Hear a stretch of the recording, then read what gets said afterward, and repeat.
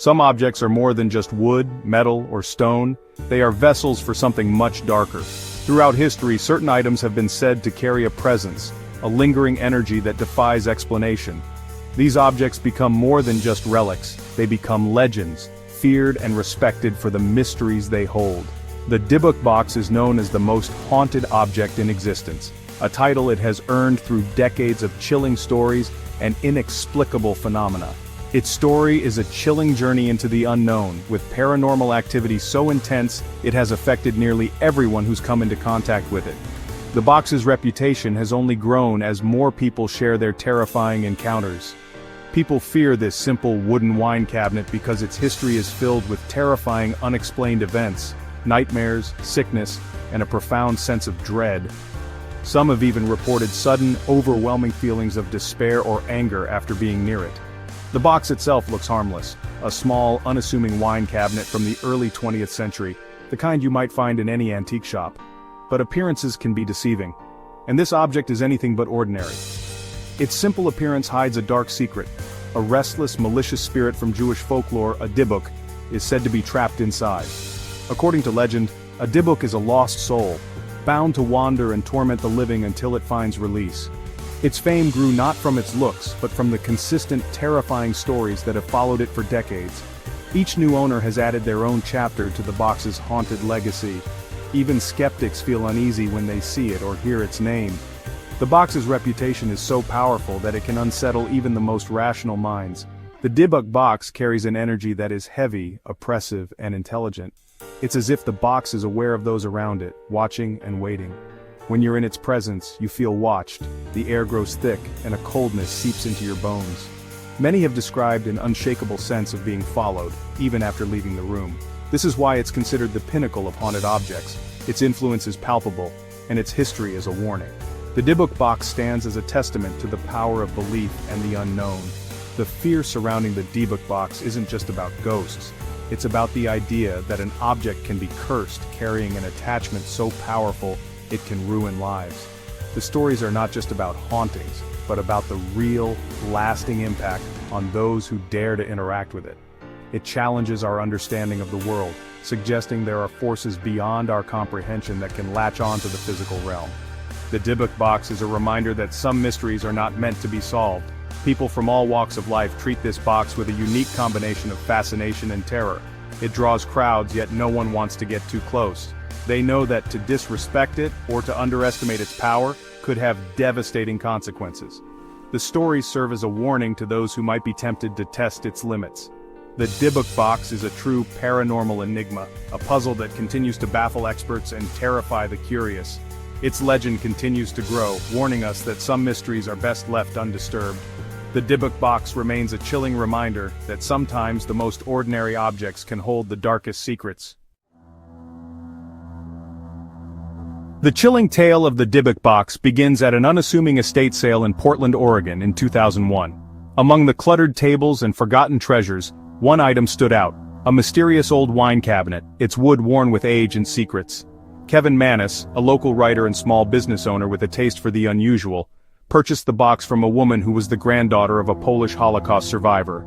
Before handing it over, the seller gravely warned Manis that her grandmother had always insisted the box must never, under any circumstances, be opened. The original owner had kept the box hidden away, terrified of its contents. She believed it contained a Dybbuk, a restless, malevolent spirit sealed inside through a mysterious ritual. Her final wish was for the box to be buried with her, but her family, perhaps not understanding its significance, kept it and eventually sold it at the estate sale. Manis, both skeptical and intrigued by the story, decided to ignore the warning. He brought the box home and, unable to resist his curiosity, opened it. Inside he discovered a strange assortment of items, locks of hair, a small goblet, and other peculiar trinkets. At first glance, nothing seemed overtly frightening. Hoping to pass on the oddity, Manis gave the box to his mother as a gift. Shockingly, within minutes she suffered a sudden stroke and managed to spell out the words, "hate gift." Disturbed, Manis tried to give the box away to friends and acquaintances, but no matter what he did, it always found its way back to him. Those who briefly possessed the box reported overwhelming feelings of dread, inexplicable foul odors, and recurring, terrifying nightmares that haunted their sleep. It became clear. The box was not just an object. but a force that refused to let go of anyone who crossed its path. When Manis opened the Dybbuk box, he found two 1920s pennies, locks of hair, a small statue engraved with shalom, a golden wine goblet, a dried rosebud, and a candle holder with octopus-shaped legs. These items seemed to be part of a forgotten ritual or personal mementos, hinting at a deeper story. The most unsettling was a granite slab with the Hebrew alphabet and shalom carved into it, which some say radiated a strange energy. People who handled the items reported feeling sadness or a strange vibration. The combination of these objects created an atmosphere of a life interrupted, and a powerful spiritual event never meant to be disturbed. The Dybbuk box is more than just a container. It's a time capsule of someone's struggle with a paranormal force. These real, physical items ground the legend in reality. They are silent witnesses to the box's dark history. After Manis took the box back into his possession, the paranormal activity in his life escalated to terrifying new heights, far beyond what he had previously experienced. He suffered recurring nightmares of a demonic hag attacking him, waking up night after night with unexplained bruises and deep scratches on his body, as if something unseen had clawed at him while he slept. Shadowy figures lurked in the corners of his vision, disembodied voices whispered his name, and the air was thick with the unsettling smell of jasmine or at times the stench of cat urine haunting every room of his home. The oppressive presence became unbearable, driving Manis to desperation. He decided to list the box on eBay, including a stern warning to potential buyers about the curse and the horrors he had endured. A college student named Yosef Nitska bought it, but soon he and his roommates were plagued by sleepless nights, splitting headaches, shadowy apparitions, and even unexplained hair loss, as if the curse had followed the box to its new home. The box changed hands again, eventually landing with Jason Haxton, a museum director and a skeptic who didn't believe in curses, at least not at first. Haxton soon developed a strange, painful skin condition, began coughing up blood, and suffered the same terrifying nightmares that had tormented the previous owners. Determined to understand what was happening, he documented every bizarre occurrence and eventually sought help from rabbis, who advised him to seal the box away for good. Following their advice, Haxton built a gold-lined ark and locked the Dybbuk box inside, hoping this would finally contain its dark power and end the nightmare.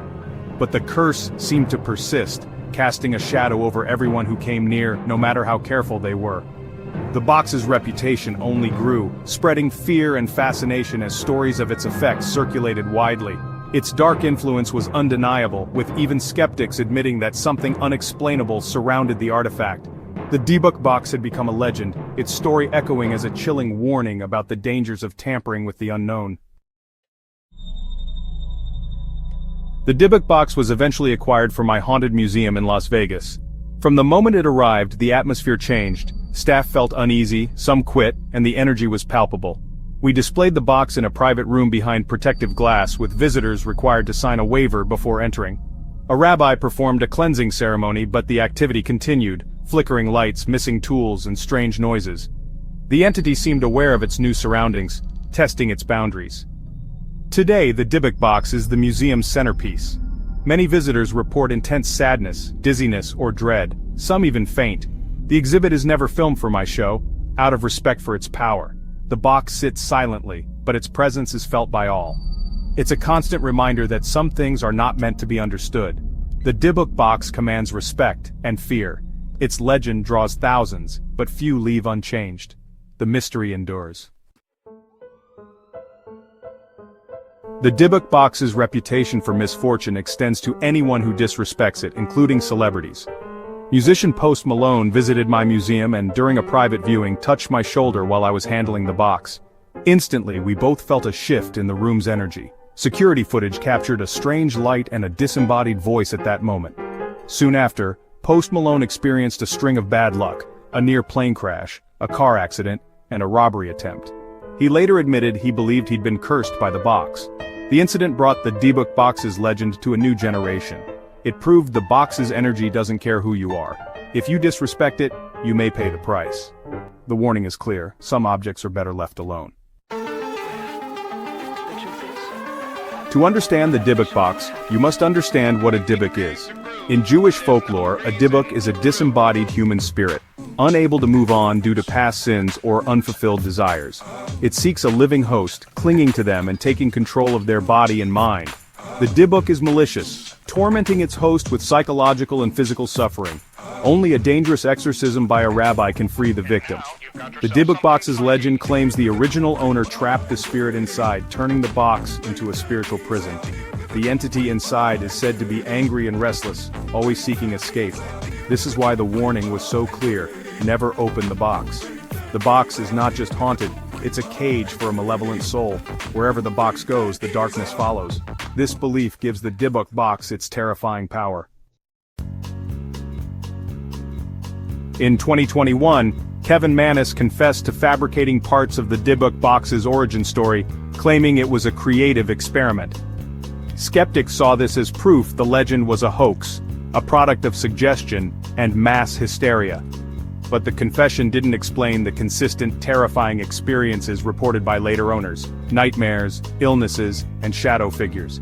Nor did it account for the activity documented at my museum, or the post-Malone incident. The fear and phenomena persisted long after Mannis's story ended. The central conflict remains: is the box's power real, or the result of belief? Perhaps Mannis's story tapped into something already there, or collective belief made the curse real. The confession only deepened the mystery. The Dybbuk Box raises a chilling question: can belief make something real? Is it possible that the legend, amplified by fear in the internet, transformed an ordinary box into a haunted artifact? The power of suggestion may explain some experiences, but as an investigator, I've felt the box's oppressive energy firsthand. I've seen physical reactions in people who knew nothing of its story. I've recorded unexplained phenomena in its presence. Whether the box was cursed from the start, or became cursed through belief, the outcome is the same: it commands respect. The debate between cursed and created may never be resolved. Perhaps the truth lies somewhere in between. What is certain is that the fear surrounding the box is real, and in the world of the paranormal, fear is a force all its own.